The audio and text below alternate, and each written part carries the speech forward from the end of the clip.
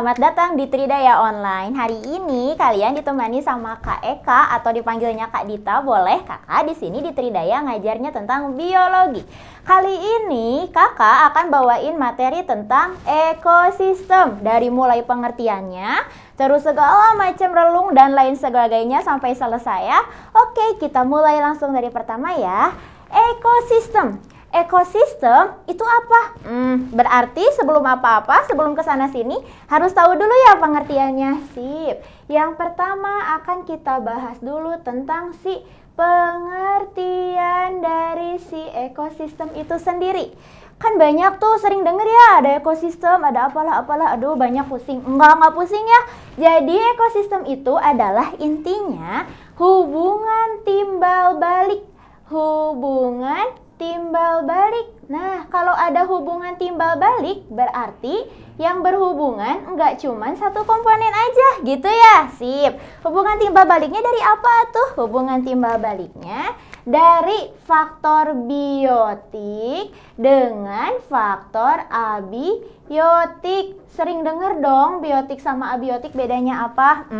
Kita dibahas satu-satu aja ya.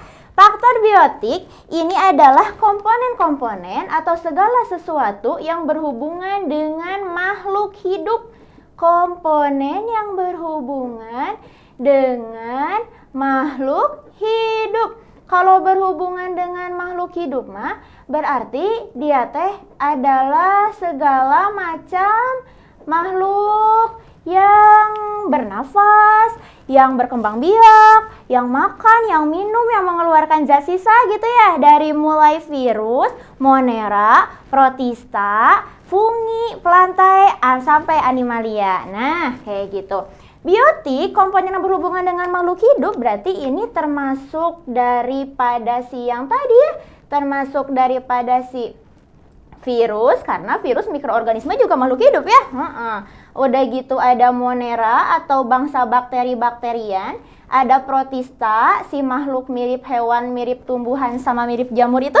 Sip. Udah gitu ada plantae, terakhir ada si animalia. Nah, kalau di biotik atau si komponen hidupnya pada ekosistem, ini langsung aja ya kita sekalian. Selain daripada makhluk hidup ini, si komponen biotik pada ekosistem, ada juga mereka beberapa yang punya relung atau disebutnya niche ya. Niche, apalah dibacanya ya? Atau relung, atau bahasa lainnya jabatan. Maksud jabatan teh apa? Artinya si makhluk-makhluk ini yang akan saya tulis sekarang itu adalah makhluk-makhluk yang berkontribusi besar dalam suatu ekosistem. Ya, apa aja si relungnya atau niche-nya si makhluk hidupnya nih?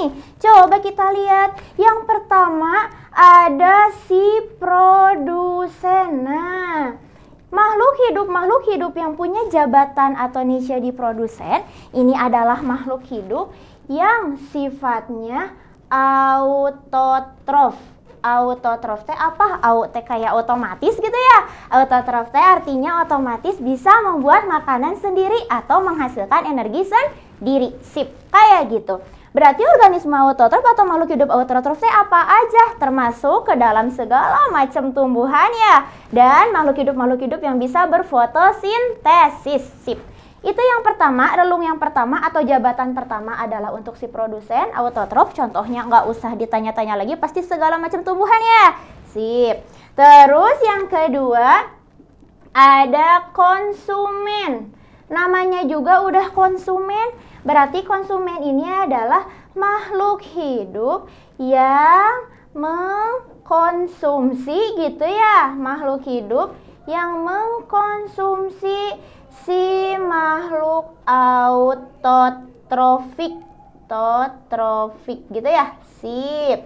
Makhluk hidup yang mengkonsumsi segala macam organisme autotrofik, mau itu monera yang cyanobacteria misal, itu kan dia bisa berfotosintesis ya. Mau protista mirip tumbuhan, boleh, termasuk plantae dan lain sebagainya. Terus selain daripada ada produsen, ada konsumen, nanti pada prosesnya konsumen ini ada banyak tingkatannya ya. Dari mulai konsumen tingkat 1, terus ke konsumen tingkat 2, konsumen tingkat 3, dan seterusnya. Nanti ada bahasannya sendiri ya tentang ini. nanti kita bahas. Selain daripada produsen sama konsumen, si makhluk hidup yang punya niche gitu ya, atau yang punya jabatan selanjutnya, itu juga ada si decomposer. Sering dengar pasti tentang ini mah ya. Udah gitu ada detrivor. Udah gitu ada scavenger gitu ya. Scavenger, gimana wah gitu ya. Sip. Apa itu teh? Beda gitu? Beda. Kalau decomposer ini adalah tugasnya pengurai. Berarti kalau pengurai mah yang menguraikan dari zat-zat organik menjadi zat anorganik kayak gitu. Kalau detrivor mah dia pemecah. Nah, beda ya pengurai sama pemecah. Kalau yang pengurai mah dari si zat organik ke zat anorganik atau sebaliknya, itu mah ya contohnya kayak misalnya bakteri, terus kayak jamur itu masuknya ke decomposer. Kalau detrivor pemecah, ini mah contohnya kayak makhluk hidupnya teh cacing, rayap, kaki seribu, beda kan? Nah, kalau scavenger mah ini mah dia pemakan bangkai. Pemakan bangkai. Pemakan bangkai itu mah berarti contohnya apa ya? Kayak burung gagak kayak gitu ya. Sip, beda kan? Nah, ini adalah tentang si apa sih namanya? Si makhluk hidup atau jabatan-jabatan yang akan disandang oleh si makhluk hidup itu dalam suatu ekosistem. Sip, kayak gitu. Itu yang pertama. Oke, tadi kan udah selesai nih cuap-cuap tentang banyak banget si faktor biotik yang menyusun atau yang berkontribusi atau yang menjadi salah satu bagian dari ekosistem ya. Sekarang kita ke satu faktornya lagi, ke faktor biotiknya. Kalau abiotik itu adalah komponen yang berhubungan dengan makhluk hidup, berarti abiotik A teh tidak ya, atau sebaliknya. Sip. Berarti abiotik adalah komponen yang tidak berhubungan gitu ya, berhubungan dengan makhluk hidup. Berarti ini mah berhubungannya dengan makhluk mati gitu ya. Nah, berarti apa aja komponen yang berhubungan dengan makhluk mati atau komponen yang tidak berhubungan dengan makhluk hidup? Berarti contohnya kayak misalnya ya air, tanah, udara gitu ya, dan lain sebagainya. Sip. Gampang ya kebayang kalau tentang si komponen abiotiknya mah. Nah, selesai dari pengertian nih, udah tahu sekarang ekosistem teh apa gitu ya, hubungan antara apa dan apa, termasuk atau mencakup apa aja. Sip, sekarang kita ke yang selanjutnya ya, ke bahasan yang selanjutnya. Di dalam ekosistem itu ada interaksi gitu ya, atau ya interaksi. Interaksi apa? Interaksi antara makhluk hidupnya dulu. Nah, kan di ekosistem teh ada dua, ada makhluk hidup sama ada makhluk mati. Dua-duanya mesti dibahas dong, iya. Tapi pertama-tama kita bahas dulu yang antara si makhluk hidupnya. Interaksi antara makhluk hidup itu yang pertama ada yang namanya simbiosis. Nah, gitu ya. Simbiosis. Simbiosis teh hubungan antara makhluk hidup. Terus hubungan antara makhluk hidup teh gimana? Baik-baik aja, jelek, buruk gitu. Ada macam-macam. Yang pertama, simbiosisnya itu ada yang namanya simbiosis mutualisme. Ya, sip. Simbiosis mutualisme ini adalah simbiosis atau hubungan di mana makhluk hidup sama makhluk hidup yang lainnya itu dia saling menguntungkan.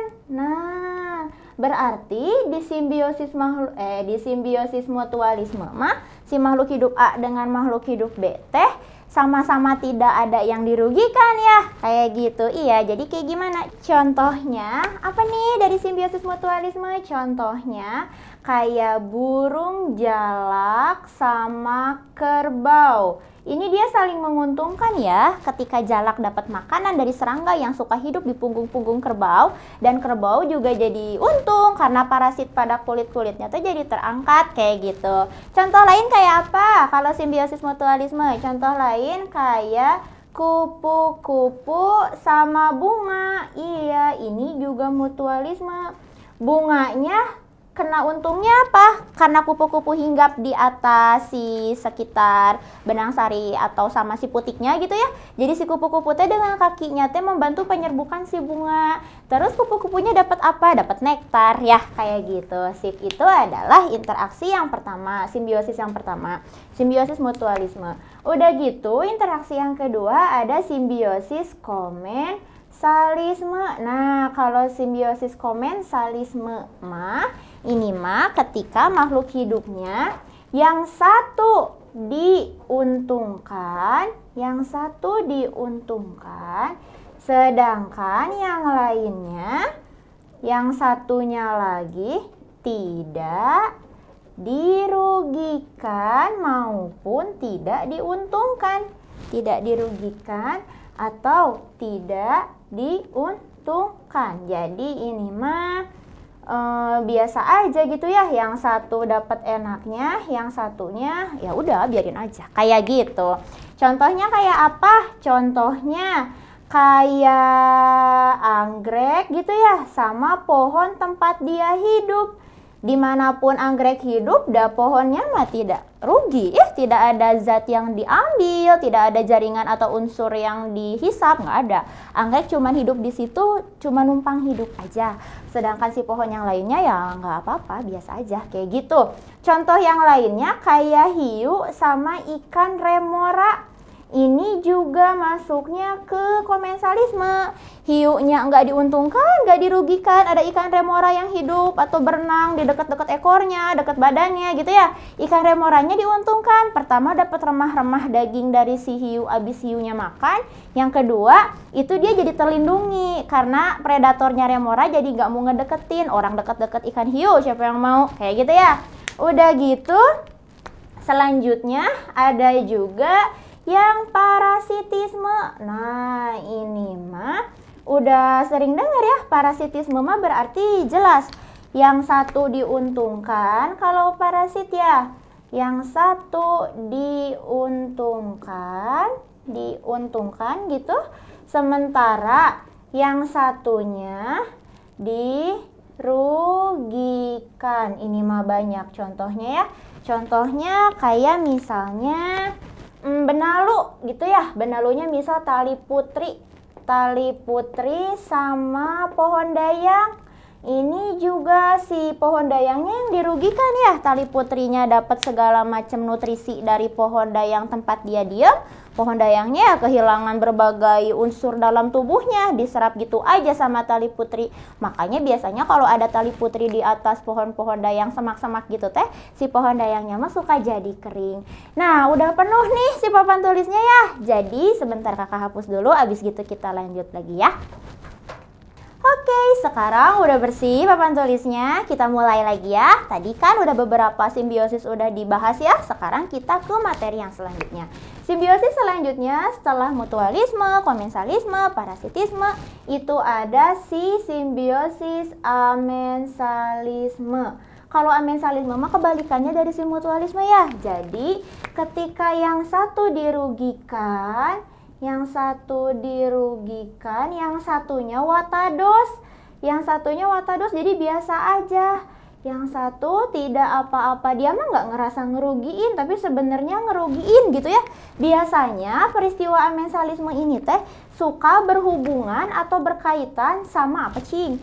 Sama peristiwa alelopati biasanya berhubungannya. Alelopati itu apa? Sering denger ya, tapi naon atau alelopati itu adalah peristiwa ketika suatu organisme ini ya, dia suka menghambat apa yang dapat menghambat atau menghalangi gitu ya, mau pertumbuhan atau mau perkembangan makhluk hidup lain gitu ya, atau organisme lain, gara-gara atau akibat atau karena si organisme yang ini suka mengeluarkan sejenis racun atau toksin.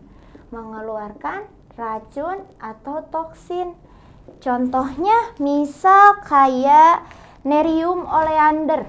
Nerium oleander ini adalah suatu makhluk hidup ya, dan dia ini suka mengeluarkan zat oleander. Dia suka mengeluarkan zatnya oleander.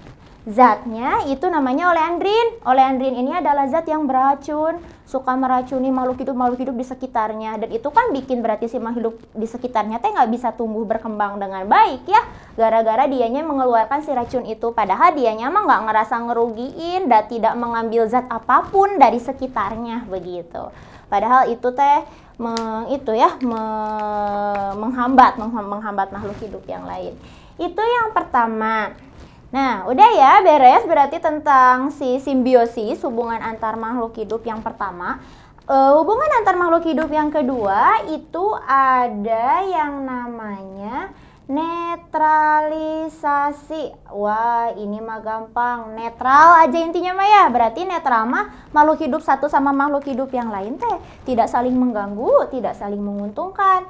Jadi ini mah netralisasi mah terjadinya ketika antar populasi makhluk hidup memiliki relung yang berbeda. Artinya, maksudnya apa? Maksudnya, jadi misal makhluk hidup yang satu teh ikan, hidupnya di air, ya udah ikan mah di air. Kucing mah di darat, ya udah di darat. Kucing sama ikan hubungannya netral, kecuali kalau misalnya si kucingnya memang suka memakan si ikan ya. Kayak gitu mah beda lagi ceritanya. Jadi intinya mah kalau netralisasi mah makhluk hidup yang satu sama makhluk hidup yang lain teh tidak saling mengganggu, tidak saling menguntungkan, gara-gara memang ruang hidup dan dunia mereka teh berbeda. Kayak gitu. Udah gitu, selanjutnya habis netralisasi yang ketiga ada predasi. Nah, kalau predasi mah deket-deketnya sama predator. Berarti predasi mah hubungan ketika makhluk hidup atau hubungan peristiwa gitu ya, peristiwa saling memakan gitu ya, saling memakan pada makhluk hidup. Jadi ini mah ya gampang lah ya, kayak beruang sama ikan salmon. Beruang kan predatornya ikan salmon. Terus kayak singa sama zebra, jerapah gitu ya. Jadi makan yang satu, makan yang lain. Itu adalah tentang si predasi. Terakhir yang keempat itu ada yang namanya kompetisi. Nah, kebalikannya dari netralisasi. Kompetisi mah terjadi ketika dua populasi atau dua jenis individu atau organisme teh saling berkompetisi, berarti memperebutkan sesuatu. Biasanya ini terjadi gara-gara relungnya sama. Si zebra makan rumput, jerapah juga misal makan rumput yang sama di satu ekosistem yang sama, misal itu bakal terjadi kompetisi. Kompetisi itu ada dua macam. Yang pertama ada kompetisi intraspesifik. Kalau kompetisi intraspesifik, ini kompetisi yang terjadi pada populasi yang sama. Misal ada suatu populasi singa. Populasi singa teh singa jantan, singa betina. Betinanya ada 3. Mereka sama-sama memburu atau sama-sama makan satu ekor banteng. Singa yang satu sama singa yang lain di populasi yang sama teh akan melakukan kompetisi kan. Itu kompetisi intraspesifik kayak gitu.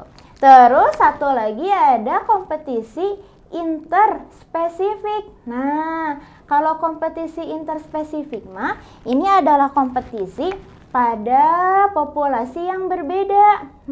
Pada populasi yang berbeda. Berarti kalau misalnya populasinya berbeda mah contohnya misal di satu padang savana ada singa, ada hyena, sama-sama memburu satu kelompok rusa. Nah, itu adalah kompetisi interspesifik. Itu adalah tentang segala macam interaksi hubungan antara makhluk hidup. Sekarang kita ke materi yang selanjutnya ya. Materi yang selanjutnya itu adalah tentang rantai makanan. Kalau udah denger rantai makanan mah kebayang ya maksudnya apa, ini udah dipelajari dari SD juga gitu ya. Jadi rantai makanan ini adalah peristiwa makan memakan. Kayak gitu, peristiwa makan dan dimakan. Kayak gimana maksudnya rantai makanan teh peristiwa makan dan dimakan? Iya, dalam suatu ekosistem itu biasanya dimulai dari makhluk hidup si autotrof ya, atau makhluk hidup yang dapat berfotosintetik, yang dapat membuat energi dan makanan sendiri. Ini si makhluk hidup autotrof disebutnya dalam rantai makanan itu produsen. Produsen si makhluk hidup autotrof ini nantinya akan dimakan sama herbivora gitu ya. Misal ini saya gambar kelinci. Nah, berarti si kelinci ini masuknya ke makhluk hidup konsumen tingkat 1. Kayak gitu. Kelinci, misal kalau dalam ekosistem rantai makanan nggak mungkin cuma 2, mungkin sih. Cuman biasanya banyak, rantainya panjang.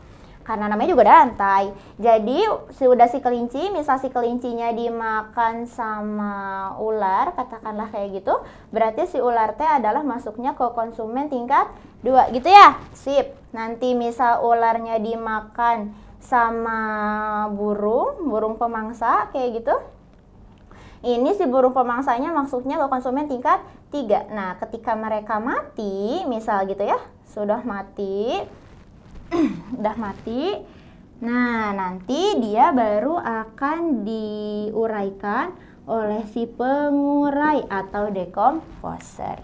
Itu adalah suatu rantai makanan, termasuk segala macam jabatan dari masing-masing si makhluk hidupnya ya. Oke, nah terus kalau misalnya dalam suatu rantai makanan, misal dalam suatu rantai makanan teh terjadinya sangat banyak dan kompleks. Jadi ketika prosesnya suatu rantai makanan ketemu sama rantai makanan yang lain dan membentuk suatu jaring-jaring yang sangat kompleks gitu ya. Ini dinamakannya adalah jaring makanan.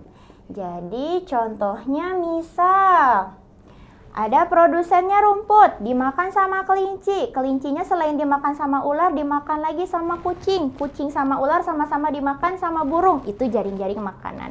Artinya terdiri dari lebih daripada satu rantai makanan. Oke, udah perlu lagi, nggak kerasa. Kita hapus lagi ya. Udah dulu. Tada, udah bersih lagi. Sekarang kita lanjutin ke materi yang selanjutnya.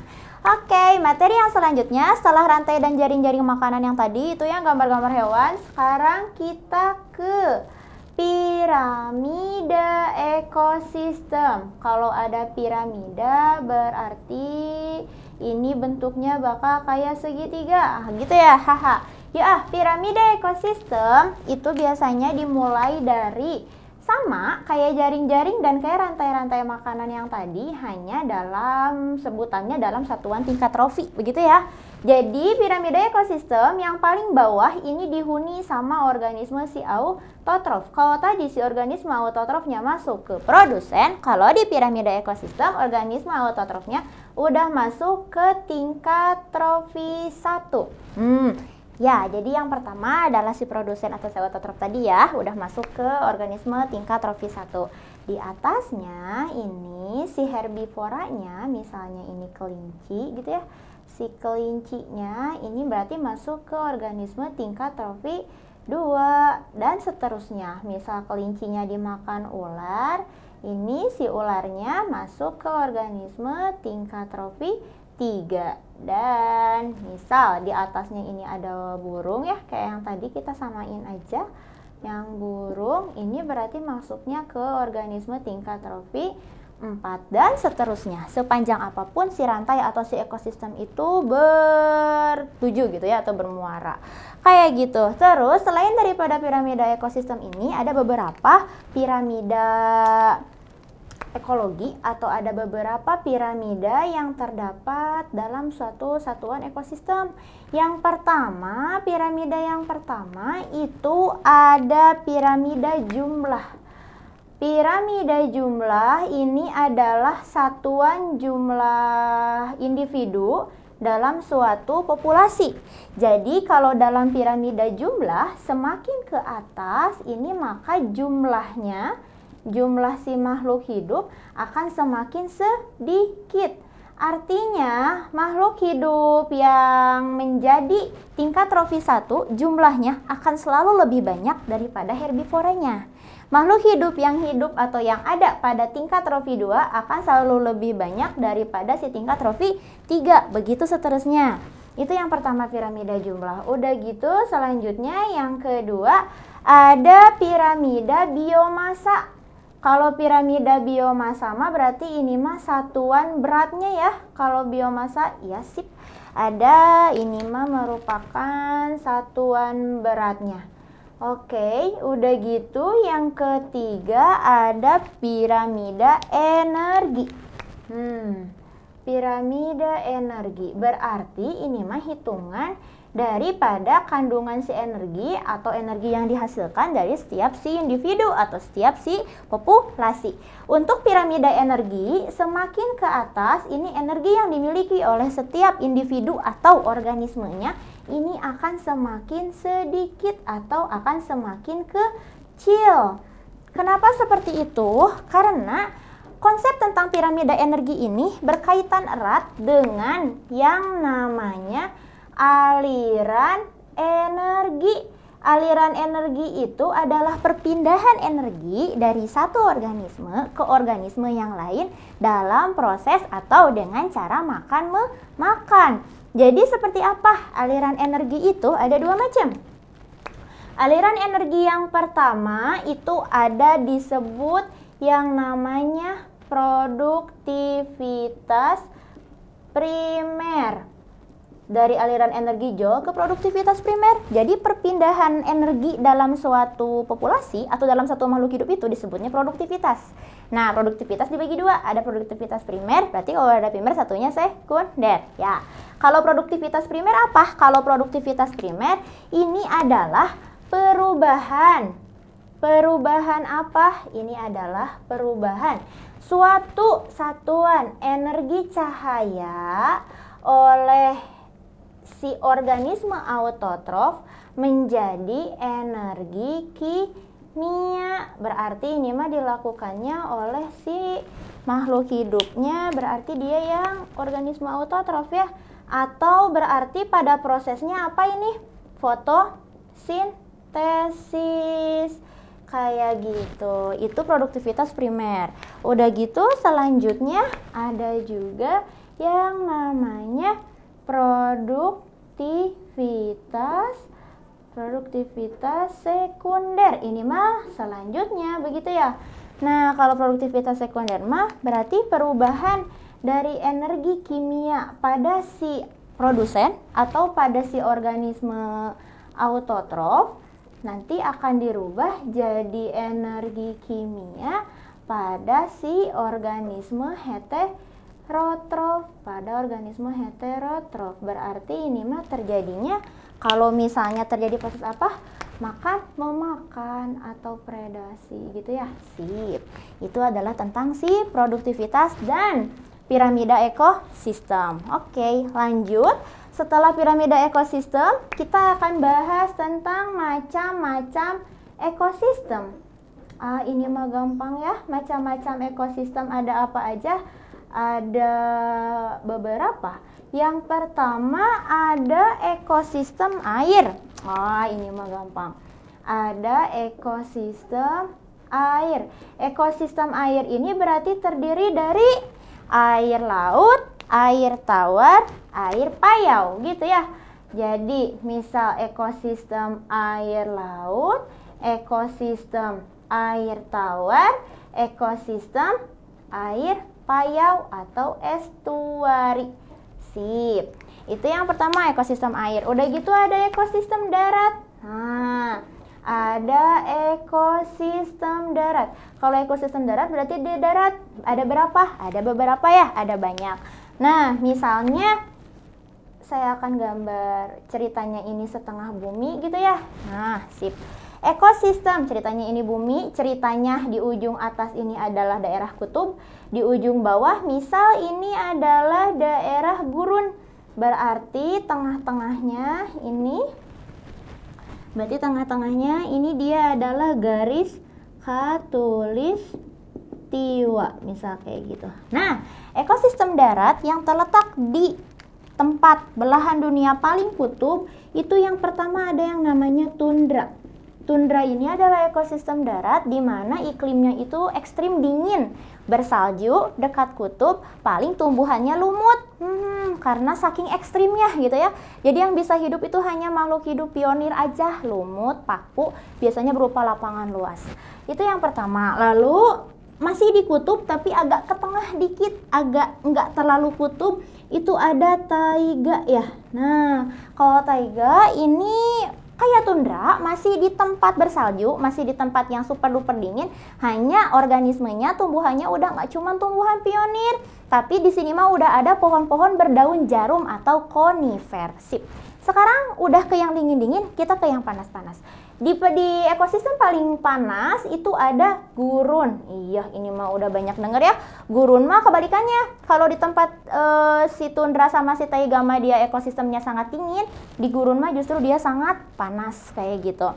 Di gurun juga sama, paling makhluk hidup yang bisa hidupnya itu ya gak jauh-jauh tumbuhannya mah dari kaktus gitu ya. Si hewannya mah dari unta, makhluk hidup yang punya tempat cadangan air tersendiri di dalam fisiologi tubuhnya. Udah gitu, maju agak ke tengah, masih di daerah gurun tapi udah agak sedikit lebih banyak gitu ya si tumbuhan dan si makhluk hidup keanekaragaman hayatinya. Ada savana. Kalau savana mah sudah ada banyak pohon-pohon, hanya pohon-pohonnya juga paling dari ras-ras tertentu aja, misal akasia, semak-semak biasanya dikelilingi ya, tapi masih ekosistem yang panas, di iklim yang panas. Nah udah gitu udah masih di tempat yang kering, belum ke tropis tapi udah nggak terlalu panas, itu ada stepa. Kalau stepa mah nama lainnya padang rumput, berarti jelas ya di sini mah yang banyaknya itu adalah tumbuhan-tumbuhan monokotil atau rerumputan gitu ya. Sip, terus di khatulistiwanya ini udah di sini pasti si hutan hujan tropis. Hutan hujan tropis sudah dihuni oleh banyak sekali makhluk hidup dengan variasi yang sudah banyak, plasma-nutmahnya banyak, keanekaragaman hayatinya juga tinggi. Sip, kayak gitu. Itu tentang ekosistem darat. Nah, udah gitu ada juga ekosistem, oh ya terakhir ada ekosistem kesini ya, ada ekosistem buatan. Ini mah yang dibikin sama kita, ekosistem buatan ya. Ekosistem buatan ini dia contohnya misal yang dibuat sama manusia, taman kota gitu ya, ini ekosistem buatan. Kayak gitu, terus kolam-kolam air yang dibuat gitu, itu ekosistem buatan karena tetap ada hubungan biotik dan abiotiknya di situ ya. Berarti itu juga masuknya ekosistem, hanya memang masuknya ke ekosistem buatan kayak gitu. Sekarang udah selesai sampai ekosistem buatan, kita selesai berarti di macam-macam ekosistemnya ya. Sip, lanjut kita ke materi yang selanjutnya. Ini ke daur atau ke siklus biogeokimia. Nah, daur atau siklus biogeokimia. Bio teh makhluk hidup, geo teh tanah, bebatuan ya, segala macam hal dengan itu. Kimia teh adalah zat-zat kimia. Berarti kalau daur sama siklus daur dan siklus di biogeokimia mah yang dibahas nggak cuma makhluk hidupnya. Kita kan dari awal banget sampai sekarang bahas makhluk hidupnya ya. Sekarang mah dengan makhluk abiotiknya juga, dengan makhluk matinya yang dibahas. Di daur atau siklus biogeokimia ini terdiri dari 5 daur. Iya, ada lumayan banyak ya. Daur yang pertama ada daur air, udah gitu ada daur nitrogen, lalu ada daur karbon gitu ya, udah gitu ada daur fosfor, terakhir ada daur sulfur. Ini adalah kelima daur dalam siklus biogeokimia. Kita ke daur yang pertama. Daur yang pertama itu ada daur air. Kalau daur air mah gampang ya. Jadi kalau dalam daur atau siklus biogeokimia itu kita harus sangat tahu dulu di mana awal si zat itu berasal dan kemana dia akan kembali, kayak gitu. Di daur air ini si air bisa berasal dari air yang ada pada perairan gitu ya, bisa berasal dari air yang ada perairan, misal danau atau laut.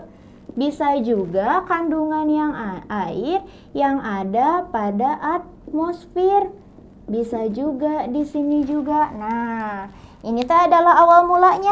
Terus kayak gimana mereka bisa menjadi sebuah daur atau sebuah siklus?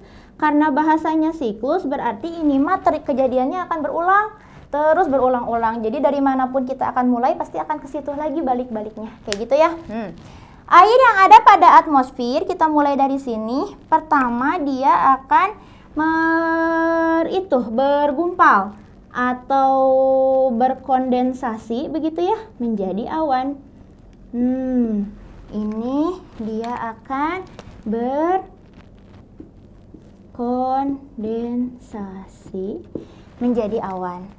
Awan mau ada di dekat situ, mau juga ada di sini ya, bisa di mana aja. Pokoknya intinya awan itu dibuat daripada air pada kandungan atmosfer yang berkondensasi. Ini akan turun dalam bentuk hujan.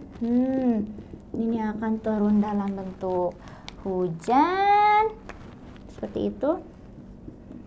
Sini dalam bentuk hujan. Hujannya bisa langsung ke air yang ada di danau atau laut, atau kalau ke ekosistem yang ada di darat berarti bisa langsung kena ke biotiknya, ke tumbuhannya, nanti diserap sama tumbuhan. Berarti kalau dari air hujan mah dalam proses butuhnya dalam proses fotosintesis ya. Terus dari si tumbuhannya misal nanti dimakan sama hewan kayak gitu. Nah, dari hewan sama tumbuhannya bisa balik jadi ke langit lagi, ke atmosfer lagi. Bisa dalam bentuk apa? Pada proses apa? Pada proses respirasi. Karena respirasi juga bisa mengeluarkan uap air. Nanti dari tumbuhan atau hewannya, si air yang juga masuk ke tanah, nah yang juga sampai ke tanah, bisa sampai juga ke danau. Begitu ya, si penguapan dari si tumbuhan juga selain respirasi bisa mengembalikan air kembali ke atmosfer. Berarti ini mah terjadinya pada proses penguapan atau evaporasi.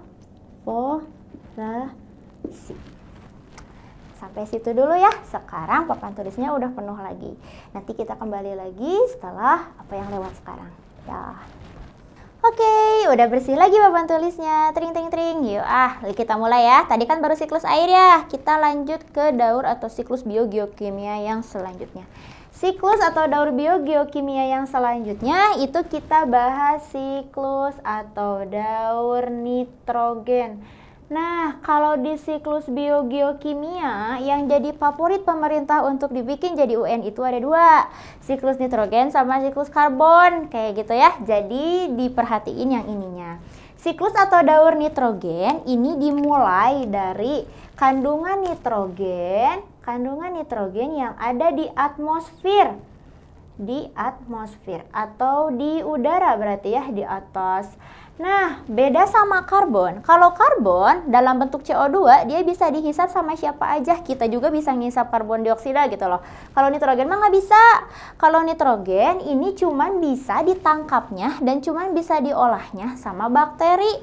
Pengolahan atau penangkapan si nitrogen yang ada di udara atau yang ada di atmosfer sama bakteri ini disebutnya fiksasi. Jadi fiksasi itu adalah proses penambatan atau penangkapan atau pemprosesan nitrogen yang ada di udara oleh si bakteri. Kenapa? Karena kalau bakteri ini nggak ada, ini si nitrogen yang ada di udara teh atau yang ada di atmosfer teh akan useless, nggak bisa dipakai siapa-siapa karena memang nggak ada yang bisa nangkep dan nggak ada yang bisa ngolah kayak gitu. Terus bakteri apa aja yang bisa yang bisa memfiksasi si nitrogen yang ada di udara teh? Ada beberapa macam. Bisa yang ngelakuin teh si rhizobium ya, kelompok si rhizobium. Bisa juga sama si azotobakter. Nah, sip, inget-inget ya nama mereka berdua. Udah sama rhizobium dan si azotobakter ditambat si nitrogen yang ada di udara, ini akan dirubah dulu jadi apa? Dirubah dulu jadi amoniak. Nah, sama mereka teh akan dirubah dulu jadi amoniak. Perubahan si nitrogen yang sudah ditangkap atau sudah difiksasi oleh rhizobium sama azotobakter, ini dirubah jadi amoniak, disebutnya pada proses amonifikasi. Gampang ya, tinggal ngikutin nama zat yang dihasilkannya aja. Udah dirubah jadi amoniak, ini akan dirubah lagi. Dirubah lagi jadi apa? Dirubah dulu jadi nitrit. Siapa yang ngerubah amoniak jadi nitrit? Sama bakteri nitrifikasi. Siapa? Biasanya sama si nitroso. Boleh sama nitrosomonas, boleh sama nitrosococcus. Perubahan amoniak jadi nitritnya ini disebutnya nitrifikasi. Cuman kalau di buku-buku itu suka langsung dilabas. Dilabasnya gimana? Kan udah jadi nitrit teh, ini tuh akan dirubah lagi jadi nitrat. Si nitrit dirubah jadi nitrat, ini sama bakteri? Iya, sama bakteri lagi. Bakterinya siapa? Sama bakteri nitro. Tadi mah nitroso, sekarang mah nitro. Boleh nitromonas, boleh nitrococcus. Sip, kayak gitu.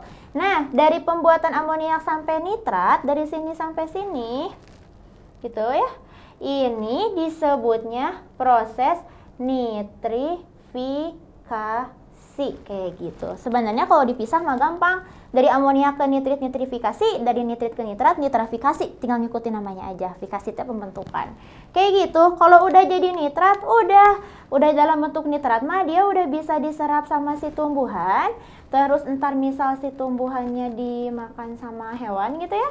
Terus entar jadi kalau udah jadi nitrat mah nanti bisa diserap sama tumbuhan sebagai salah satu unsur hara yang dibutuhkan tumbuhan untuk hidup. Lalu nanti misal bisa diserap atau dimakan lagi dari tumbuhannya jadi hewan, pindah nitratnya juga ke hewan. Habis gitu ketika entar mereka sudah mati, lalu sudah terurai begitu, entar bisa langsung dibalikan lagi atau dikembalikan lagi ke atmosfer. Entah ini mau yang langsung mati atau enggak. Pembalikan lagi si materi nitrogen dari nitrat ke atmosfer ini disebutnya proses denitrifikasi. Itu adalah siklus nitrogen. Yang kedua berarti ya. Nah, sekarang kita ke yang selanjutnya. Yang siklus selanjutnya ada siklus atau daur karbon. Kalau siklus atau daur karbon, ini mah gampang ya. Biasanya terdapatnya pada karbon dioksida sama adanya juga di atmosfer atau di udara. Kalau karbon dioksida mah di udara atau di atmosfer bisa langsung dihisap atau bisa langsung diserap. Oleh siapa? Terutama bisa sama tumbuhan. Proses penangkapan atau pemprosesan CO2 di atmosfer sama si tumbuhan ini pasti terjadinya pada proses fotosintesis. Diingat-ingat aja kan sintesis teh CO2 plus H2O ya. Nah, berarti ada CO2-nya nih. Langsung bersama si tumbuhan di proses dalam fotosintesis. Dari tumbuhan bisa balik lagi langsung ke atas CO2-nya? Bisa. Pada proses apa tuh? Pada respirasi atau pada pernafasan. Respirasi sel ini juga menghasilkan CO2. Bisa langsung dibalikan lagi ke udara.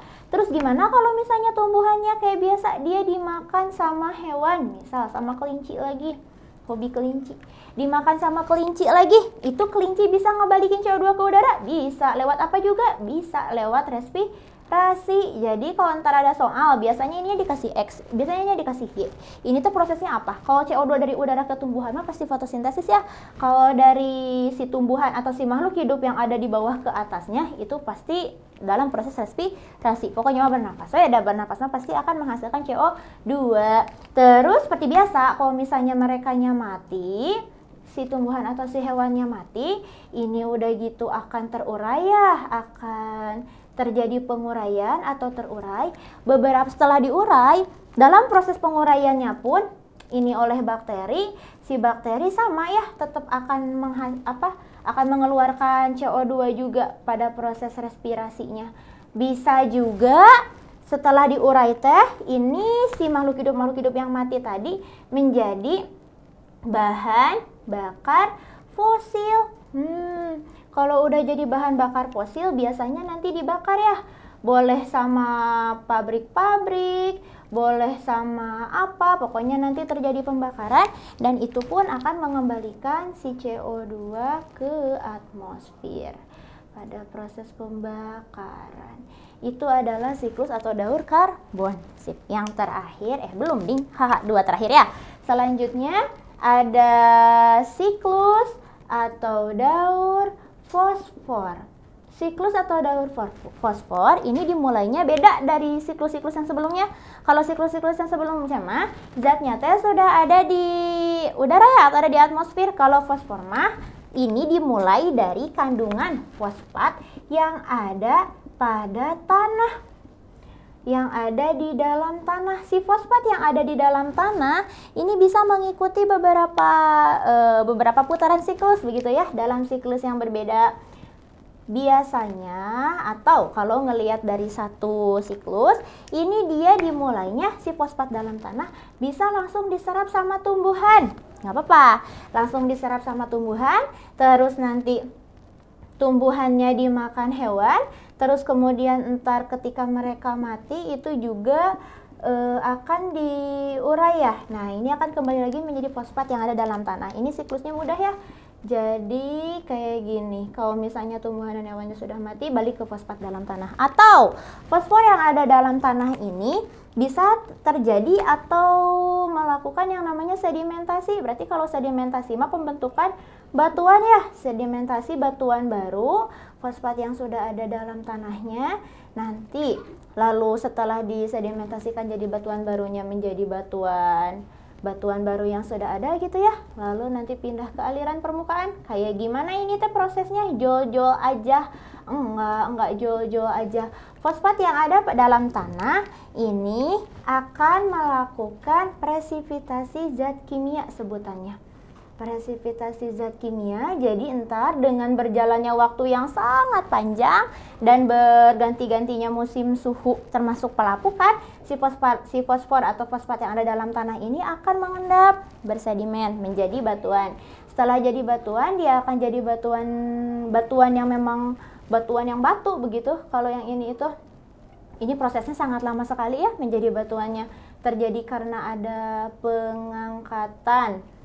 pengangkatan geologis, lalu nanti terjadi aliran permukaan, namanya juga si batuan masuk ke ada pelapukan ya, nantinya menjadi fosfat yang ada dalam tanah lagi, kayak gitu. Itu adalah siklus fosfor. Yang terakhir ini enggak terlalu banyak juga, ada siklus atau daur sulfur. Nah, siklus atau daur sulfur, sulfurnya dimulai dari sulfur biasanya ada di mana? Belerang gitu ya, biasanya di pegunungan ya.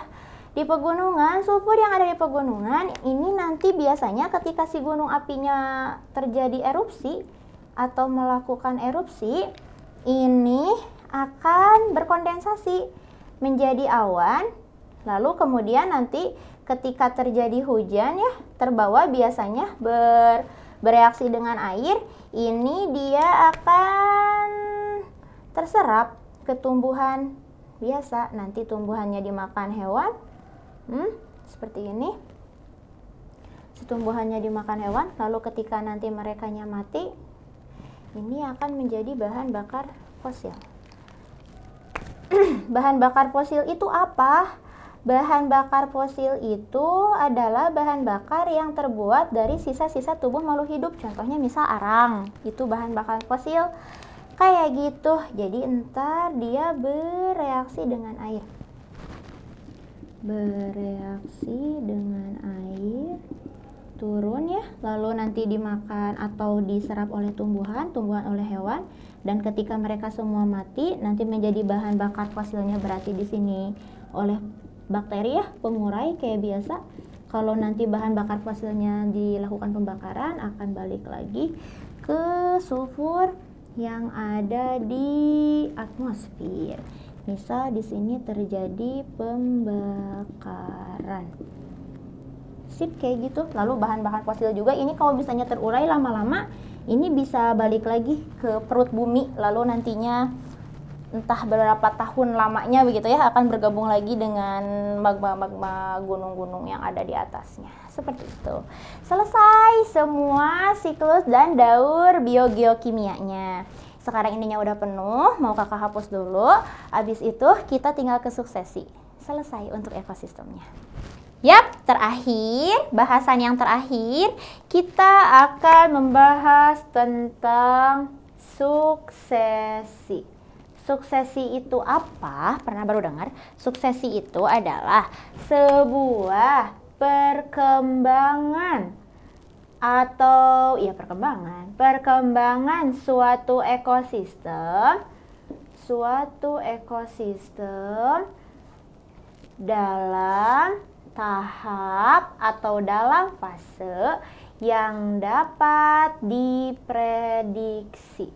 Maksudnya apa? Meni multitafsir ya si kalimatnya. Jadi gini, yang namanya ekosistem itu apakah akan selamanya selalu stabil? Apakah akan selamanya selalu sehat walafiat? Gemuk-gemuk aja, bagus-bagus aja? Enggak. Ekosistem itu akan menemukan atau akan menemui suatu keadaan di mana dia hancur. Pasti.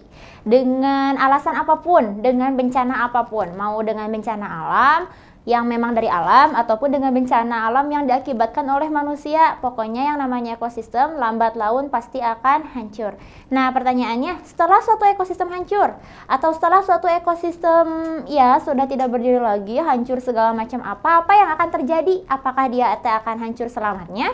Apakah dia akan terus dalam keadaan yang berantakan seperti itu? Tidak. Kenapa? Karena ekosistem juga punya suksesi. Jadi suksesi ini maksud perkembangan suatu ekosistem teh dalam sudut pandang atau dalam waktu ketika dia sudah hancur. Seperti itu. Dalam tahap yang dapat diprediksi. Artinya ketika satu ekosistem sudah hancur, ketika satu ekosistem sudah berantakan, itu kita masih dapat memperkirakan kapan dia akan tumbuh lagi, tumbuh kembali. Lalu tahap per tahapnya seperti apa? Dan tahap per tahapnya teh akan diisi oleh apa? Seperti itu. Nah, suksesi pada prosesnya ini dia dibagi dua. Yang pertama ada suksesi primer. Suksesi primer ini adalah tahap perkembangan si ekosistem dari mulai pertama dia dalam keadaan paling hancur, kemudian nanti pertama kalinya ketika suatu ekosistem hancur, itu yang pertama akan muncul itu adalah tumbuhan pionir. Tumbuhan pionir atau tumbuhan perintis. Nah, si tumbuhan perintis atau tumbuhan pionir ini contohnya apa? Tumbuhan perintis atau tumbuhan pionir ini contohnya misalnya oleh bangsa lumut, oleh bangsa paku. Nanti setelah mereka tumbuh dan berkembang dalam si ekosistem yang hancur itu, secara otomatis si lumut dan si paku ini akan menghijaukan dan menggemburkan tanah-tanah di sekitarnya. Jadi setelah tumbuhan pionir muncul atau perintis muncul, ini akan mulai tumbuh makhluk hidup atau tumbuhan-tumbuhan dari bangsa yang agak lebih tinggi sedikit, semak, liana, kayak gitu ya, pohon-pohon pendek.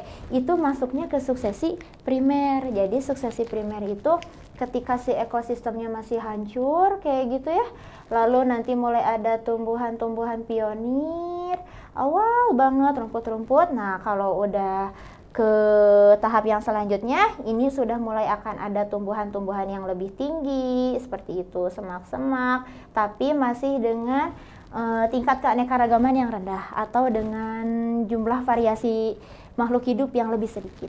Setelah suksesi primer selesai, makhluk hidupnya udah sampai ke bangsa semak-semak, ini selanjutnya akan dilakukan yang namanya suksesi sekunder.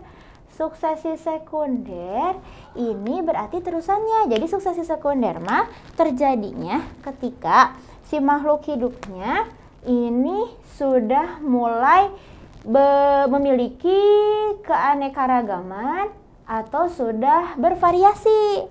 Baru nanti akan mulai dengan tingkat keanekaragaman yang cukup tinggi. Dan kalau sudah di suksesi sekunder, ini sudah akan kembali ke ekosistem yang utuh kayak gitu.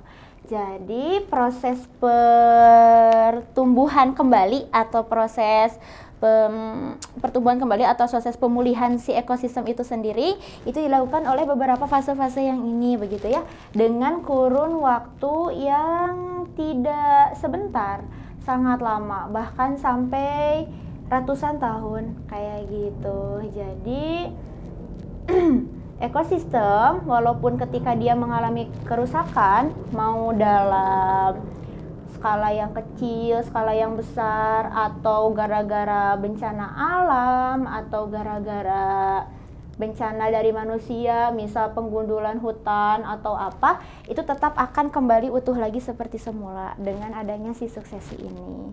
Sekian si pembahasan tentang ekosistemnya. Kakak cukupkan sampai hari ini ya. Semoga dapat membantu belajarnya adik-adik di rumah. Semoga dapat bermanfaat. Kakak Eka dari Bimbel Tridaya Online. Dadah.